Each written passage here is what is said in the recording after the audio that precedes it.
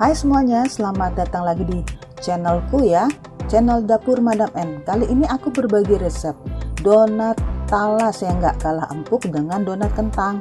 Bahannya simple aja dan mudah didapat di dapur kita semua ya. Dalam wadah kita mulai aja. Dalam wadah kita siapkan untuk adonan biang. Kita masukkan yeast, terigu sedikit, telur, air, gula, dan sedikit garam. Kita diamkan 15 menit. Setelah 15 menit kita ambil wadah, kita isi dengan talas yang sudah dihaluskan sebanyak 200 gram dan 500 gram terigu. Kita masukkan juga adonan biang. Nah, kali ini kita akan masuk dalam proses pengulenan adonan, atau adonannya akan diaduk dan diulenin hingga kalis ya teman-teman. Proses ini akan memakan waktu kurang lebih 20 menit. Tapi kalau teman-teman pakai mixer mungkin akan lebih cepat ya prosesnya. Jangan lupa juga ditambahkan mentega cair ya. Mentega cair yang kita gunakan hanya 4 sendok makan saja. Jadi menteganya mau pakai butter atau margarin, terserah di dapur teman-teman. Sekarang tersedianya apa? Silahkan. Mau pakai minyak juga silahkan. Setelah itu kita akan istirahatkan adonan ini 30 menit dengan ditutup serbet. Setelah 30 menit adonan akan mengembang 2 kali seperti ini. Lalu kita kempiskan dan kita taburin sedikit terigu dan kita ulenin sebentar. Tujuan pengulenan kedua agar udara yang ada di dalam adonan semuanya keluar ya teman-teman. Setelah adonannya tidak lengket di tangan, nah pertanda adonan ini kita siap untuk bentuk. Nah, saya akan bentuk bulat-bulat dengan berat kurang lebih 35 gram dan nanti akan jadinya kurang lebih 22 donat ya teman-teman. Saya ambil loyang, kemudian saya taburin dengan terigu. Fungsinya terigu supaya adonan yang dibentuk bulat-bulat ini tidak akan lengket ya teman-teman, jadi memudahkan di saat kita nanti mengambilnya untuk menggorengnya.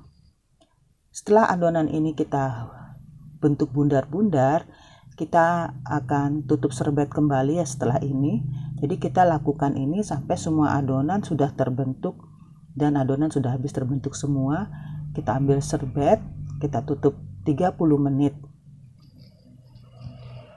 Setelah 30 menit kita buka dan adonannya akan mengembang seperti ini ya teman-teman.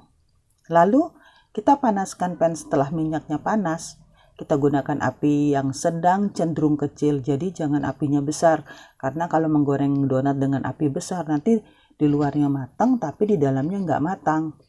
Dan tips yang kedua adalah kalau kita goreng donat itu waktu dibaliknya nggak boleh dibolak-balik.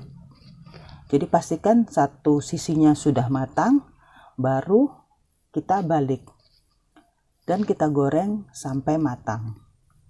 Kita lakukan penggorengan ini nantinya sampai semua adonan yang kita sudah bentuk tadi tergoreng semua ya teman-teman. Lalu kita akan dinginkan dan topping itu terserah teman-teman ya.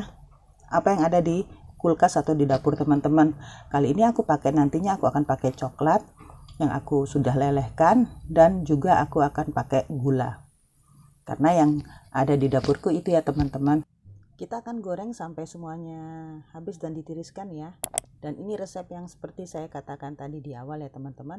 Jangan lupa di like, subscribe, dan nyalakan lonceng notifikasinya ya. Sehingga teman-teman kalau mau bikin lagi, teman-teman bisa lihat video ini. Jadi video ini bisa disimpan ya teman-teman. Dan ini dia penampakan donatnya. Tadi saya pakai, ada yang saya pakaiin coklat dan saya pakaikan gula juga.